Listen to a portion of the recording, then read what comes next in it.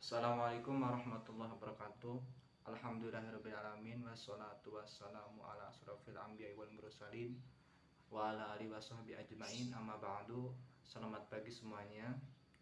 Perkenalkan, nama saya Sandy Tek Pratama.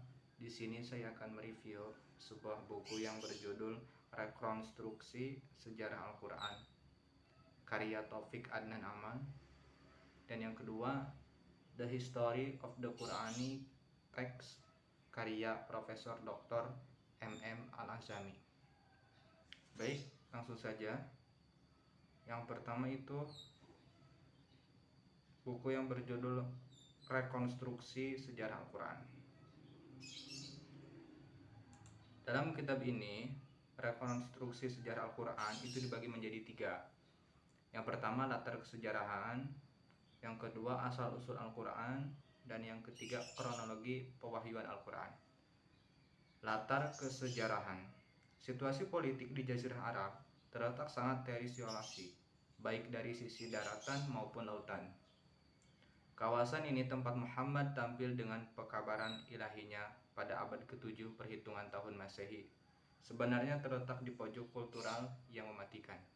Sejarah dunia yang besar telah jauh meninggalkannya. Perselisihan yang membawa peperangan antar suku berlangsung dalam skala besar-besaran di stepa-stepa jazirah tersebut. Dari sudut pandang negara-negara adik kuasa, Arab merupakan kawasan terpencil dan biadab, sekalipun memiliki posisi cukup penting sebagai kawasan penyangga dalam ajang perebutan kekuasaan politik di Timur Tengah, yang ketika itu didominasi dua imperium raksasa, yaitu Bizantium dan Persia. Kehidupan di Jazirah Arab, risalah yang dibawa Muhammad memiliki keterkaitan yang erat dengan milia dunia perniagaan masyarakat perkotaan Arab ketika itu. Tanah air pertama Islam, Mekah, merupakan pusat perniagaan yang sangat makmur, sementara tanah air keduanya yaitu Yastrib, atau kemudian berganti nama dan lebih populer di kalangan umat Islam pada saat ini, yaitu kota Madinah, adalah oase kaya yang juga merupakan kota niaga, sekalipun tidak sebesar Mekah. Meskipun Madinah memiliki peran sentral yang amat vital dalam evolusi eksternal misi kenabian Muhammad, namun media komersial Makkahlah yang tampaknya paling mendominasi ungkapan-ungkapan Al-Quran. Pada penghujung abad ke-6,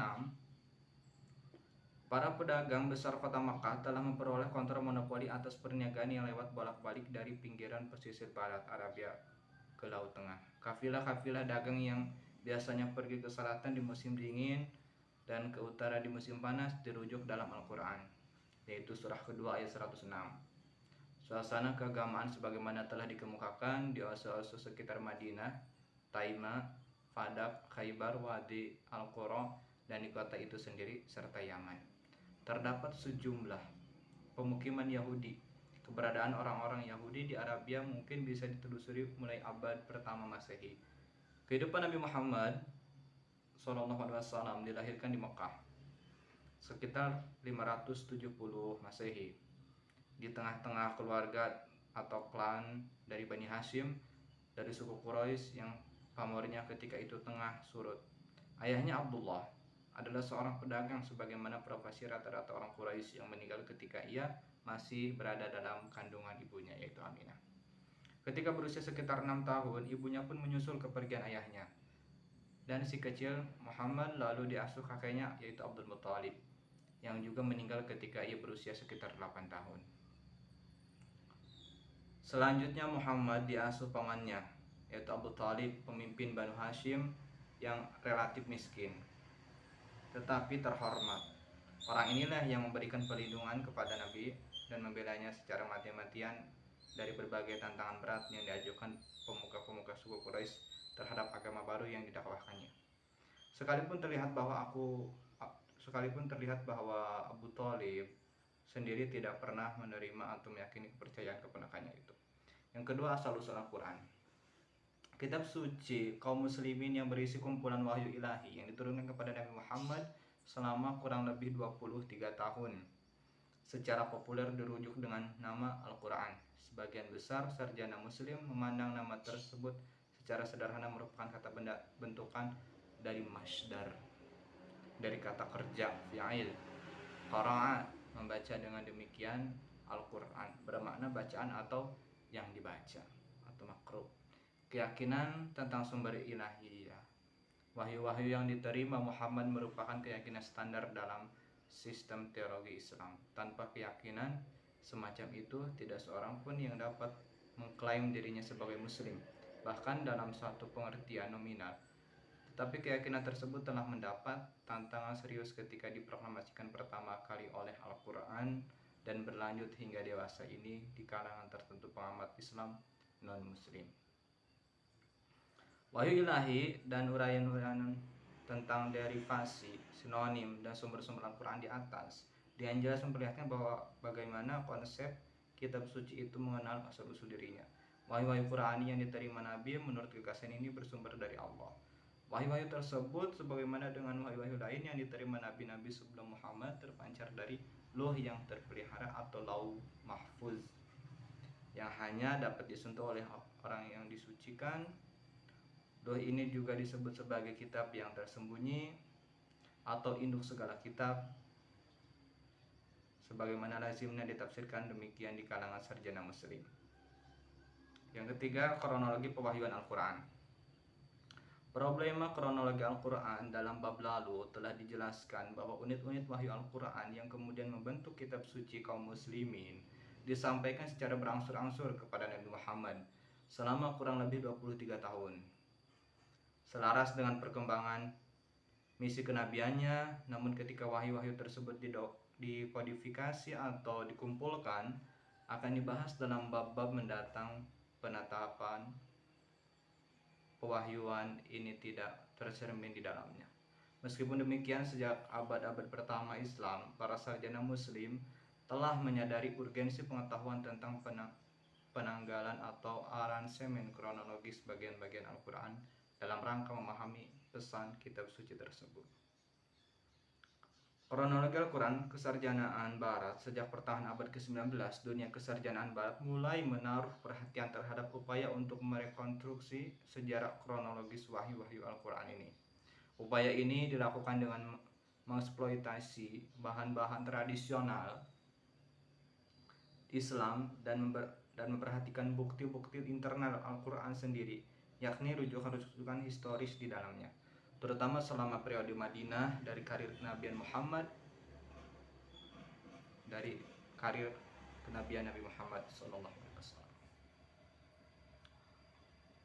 Singkatnya, Al-Quran telah menjadi sasaran penelitian yang cermat selaras dengan metode kritik sastra dan kritik sejarah modern. Kronologi Al-Quran, sebuah refleksi uraian yang telah dikemukakan sejauh ini, memperlihatkan berbagai gagasan dan sudut pandang yang berkembang di kalangan sarjana baik muslim maupun barat tentang pewahyuan kronologis Al-Quran yang terbentang sekitar 23 tahun, baik ketika menetap di Mekah maupun setelah hijrah ke Madinah.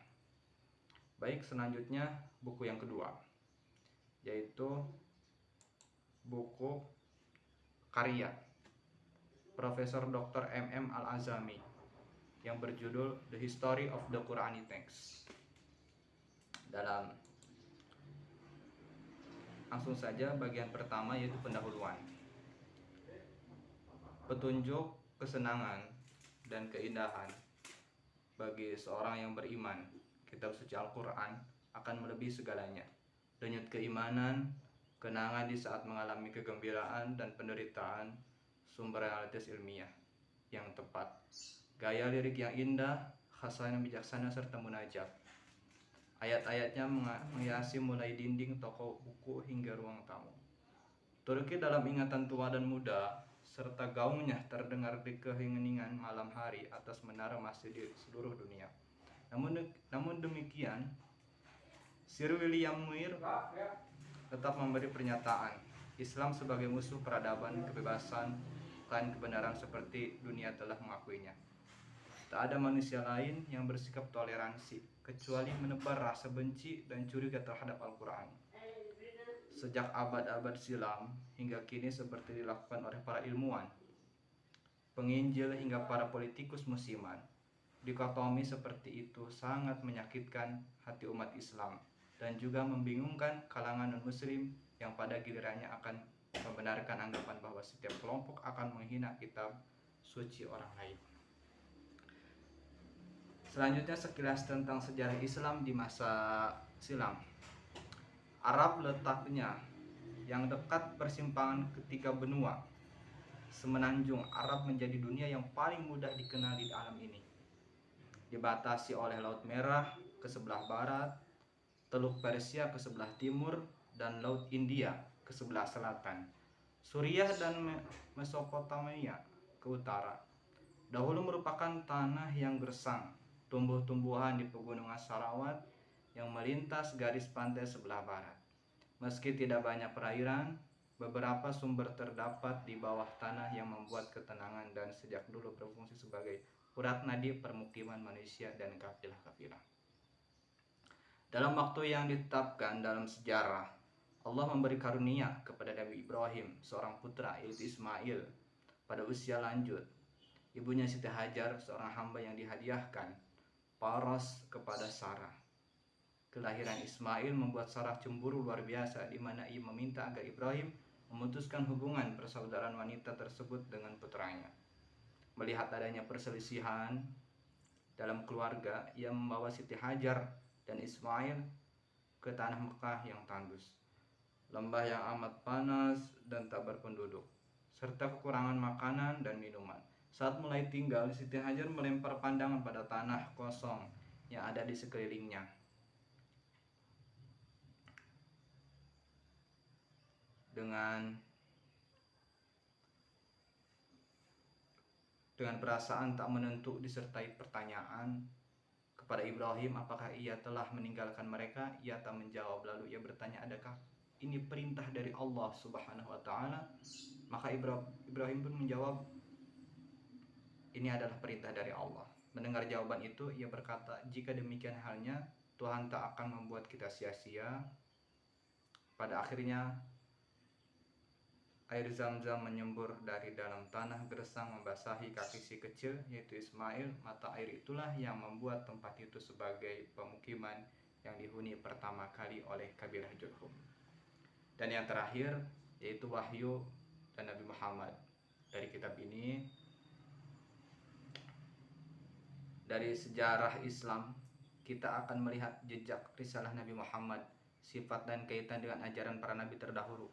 Allah Subhanahu wa Ta'ala menciptakan umat manusia dengan satu tujuan, agar menghambakan dirinya kepadanya.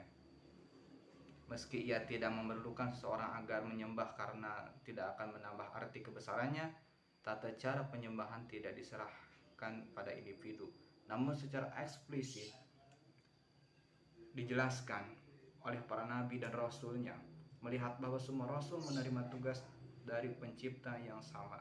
Inti risalah tetap sama saja, hanya beberapa penjelasan praktis yang mengalami perubahan. Nuh, Ibrahim, Ismail, Yakub, Ishak, Yusuf, Daud, Sulaiman, Isa, dan masih banyak lagi yang tak terhitung para nabi sebelum Nabi Muhammad, Allah mengutus dengan risalah yang ditujukan kepada masyarakat tertentu. Dan berlaku pada masa tertentu pula, dalam perjalanan mungkin saja terjadi penyimpangan yang membuat pengikutnya menyembah berhala. Sekian pemaparan dari saya atau review dari saya tentang buku ini. Kurang lebihnya mohon maaf. Saya ditutup. Ihdinas siratal mustaqim. Wallahul muwaffiq ila aqwamit thoriq. Wassalamualaikum warahmatullahi wabarakatuh.